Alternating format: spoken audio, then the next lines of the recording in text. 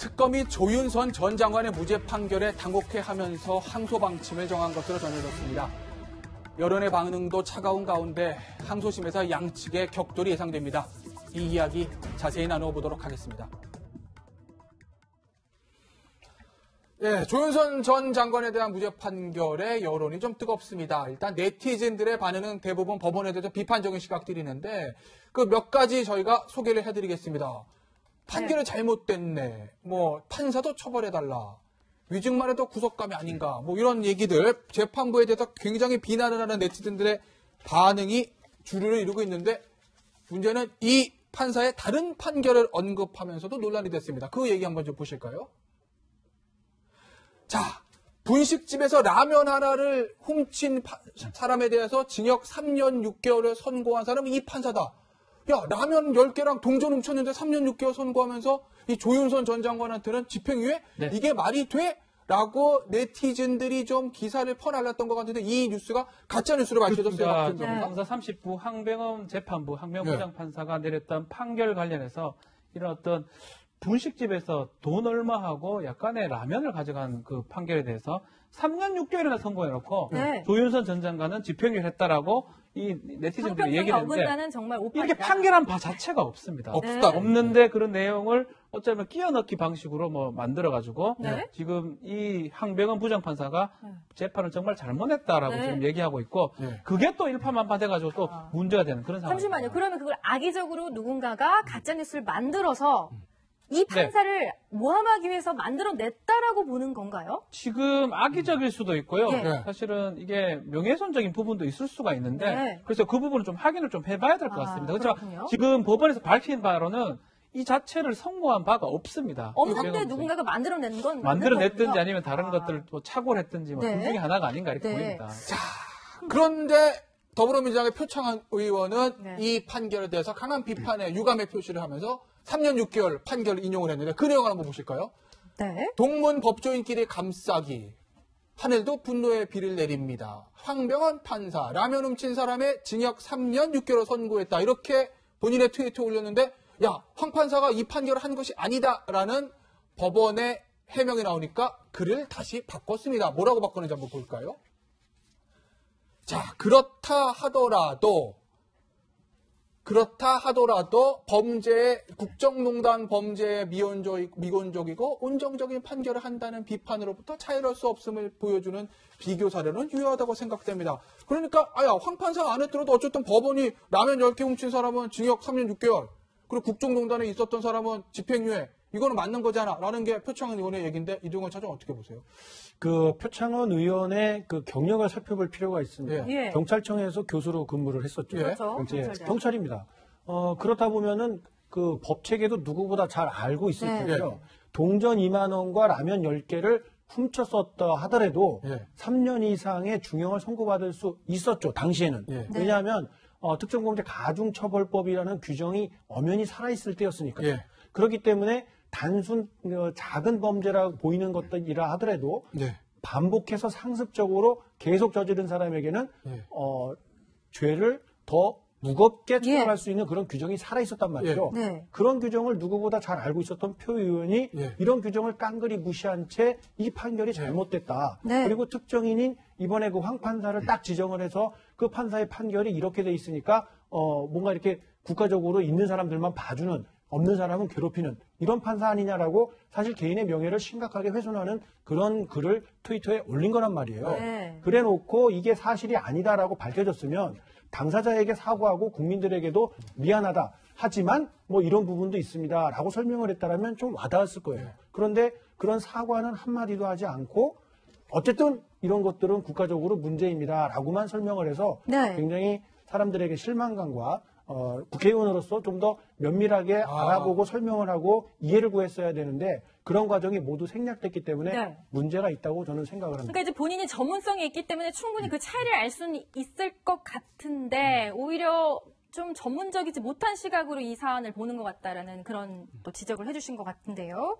근데 오히려 표창원 의원은 지금 언론에 책임을 묻고 있는 그런 모습입니다. 좀 자세히 얘기해 주시겠어요? 예.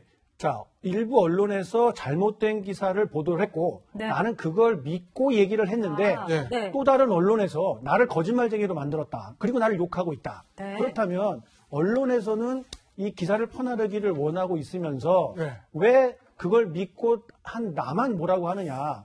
그 잘못된 그 보도를 하고 있는 언론들, 너희들부터 바로잡아야 되는 건 아니야. 이렇게 하면서 법 개정에도 좀 나서겠다. 네. 이런 의지를 밝히고 있는데 조금 전에 화면에서 그 보였던 예. 그 표창원 의원이 언론을 향해서 지적하는 그 문구 하나하나를 잘 읽어보면요. 예. 표창원 의원 개인이 본인이 먼저 한번 꼼꼼하게 읽어보고 그대로 실천하는 게 과연 언론이 먼저 해야 되는 것인지 아니면 표창원 의원이 자기가 한 말을 자기가 한번 거울에다가 비춰보면서 느껴봤으면 하는 생각이 좀 듭니다. 이현정 의원, 네. 이 허위뉴스 처벌법을 발의하는 사람은 대부분 허위뉴스 이제 피해본 사람들이 발의해야 되는 건데, 뭐 표창원 의원이 고인이 아니었겠지만 어쨌든 본인이 뭔가 약간의 실수가 있었던 거 아니겠습니까?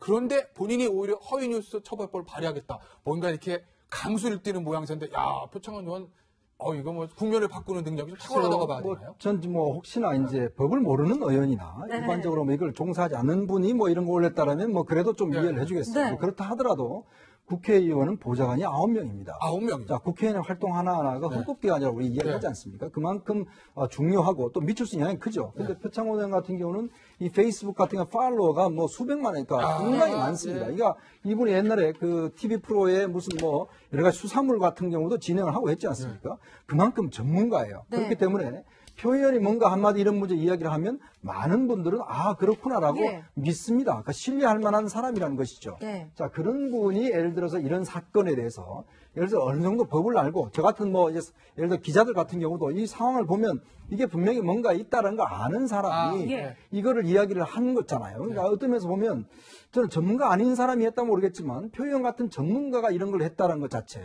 네. 그리고 본인의 실수가 분명히 있는 거 아니겠습니까? 그렇죠. 이런 사건에 세상에 라면 하나 훔쳤다고 어떻게 3년 6개월을 네. 선고를 하겠습니까? 그러니까 상습절도니까 그렇죠. 상습절도고 또 뭔가 여러 가지 다른 이유가 했기 때문에 이제 한 거 아니겠습니까? 그럼 네. 누가 봐도 의심의 여지가 있는 것이고 그렇다면 자기 보좌관들 뭐하러 있습니까? 월급 주고 다 네. 국민들 책임지고 있는 거 아니겠습니까? 그러면 본인이 이 어떤 페이스북에 내는 것도 하나의 언론입니다. 이거 한번 올라가면 수백만의 사람들이 다 그렇죠. 보는 본인 거거든요. 페이스북은 더 자, 그렇죠. 그러면 미리 확인을 해보고 이게 사실인지 확인해보고 하는 저는 의무가 있다고 봐요. 네. 자, 저도 마찬가지 언론인들이 예를 들어서 저의 이름을 가지고 페이스북에 올리면 네. 많은 분들이 신뢰를 합니다. 그래서 그래서 글 하나 올리기가 굉장히 어렵고 뭐 논설위원회 뭐라고 그렇죠. 하더라도. 확인도 하고 몇 차례 확인도 하고 올리거든요. 네. 국회의원은 사실 더 하죠. 국민들 대표로 뽑힌 분 아니겠습니까? 자, 그런 상황인데도 불구하고 지금 표 의원은 책임을 언론이 잘못 기사 썼는데 난 그거 믿었는데 이렇게 이야기합니다. 요즘요 언론 그대로 믿는 분 별로 없습니다. 요즘 인터넷 언론 이 언론이 워낙 많아서 가짜 뉴스도 지난 선거 때 얼마나 많았습니까? 그렇죠. 다 필터링을 하고 다 믿는 것인데 국회의원이 그런 식으로 이야기를 하면 그건 책임 회피라고 볼 수밖에 볼 수가 없죠. 그렇죠. 페이크 뉴스, 가짜 뉴스가 모든 문제의 근원이다. 나는 잘못이 없다. 이거 미국 트럼프 대통령도 자주 하는 얘기라 언론들한테 많은 그 공세를 시달리고 있는데 오늘의 핵심은 바로 이거 아니겠습니까? 블랙리스트 사건에 연루됐던 비서관들은 네. 실형 다 선고받았지 않습니까? 근데 이제 당시 전무수석이었던 조윤선 전 수석 같은 경우에는 왜 무죄가 선고된 거야? 이렇게 궁금해하시는 분들 많아요. 그렇죠. 그래 국민들이 어쩌면 뭐 짜고 하는 거 아니냐, 전관 네. 예고가 아니냐, 어떤 큰 로펌에서 했기 때문에 되지 않느냐, 왜 유죄, 딴 사람은 다 유죄인데 네. 이 사람만 무죄냐 하는데 형사재판의 기본 원리는 했느냐 안 했냐가 중요한 게 아니고 했다면 증거가 어느 만큼 있고 증거가 어떤 개연성 이상이 돼야 됩니다. 네, 지금 나오는 대로 나오고 홍철 있죠. 비서관이 조윤선 수석에게 지원배제 사실까지 보고했다 볼 수 없다. 중요한 거는 노회찬 의원 지적했듯이 예. 아마 역할이 별로 없었는 것 같아요. 재판부 네. 봤을 때는. 투명인간으로 그렇죠.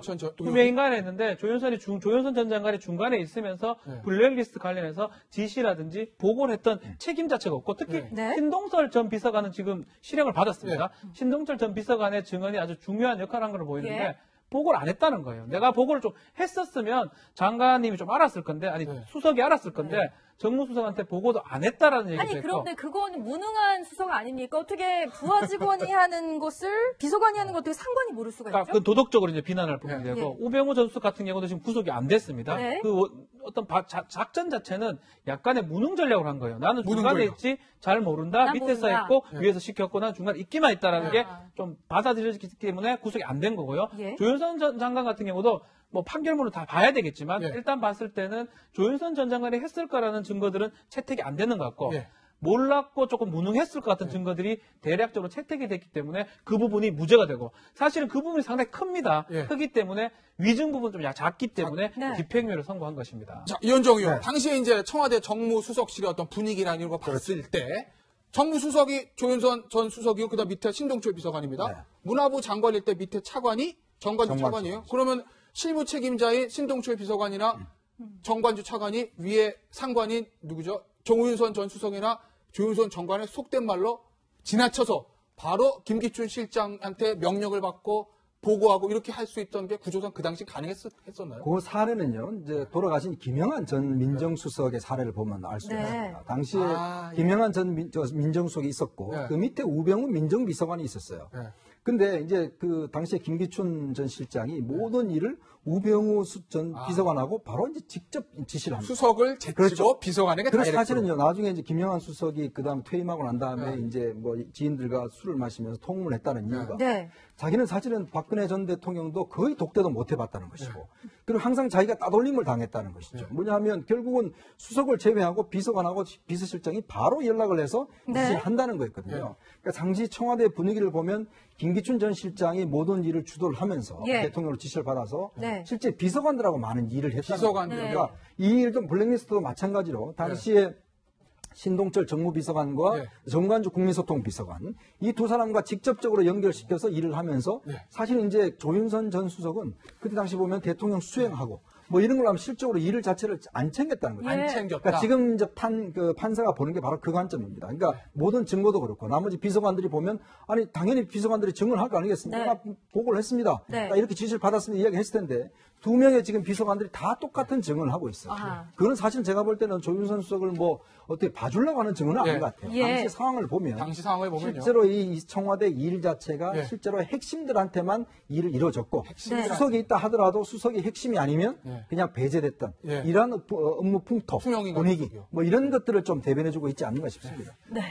법원의 판결에 대해서 감정적으로 받아들일 수 없는 그런 마음은 또 충분히 이해합니다. 하지만 법원의 판결을 존중하는 자세, 그것이 사법권의 독립을 지키는 길이 아닐까 하는 생각이 듭니다.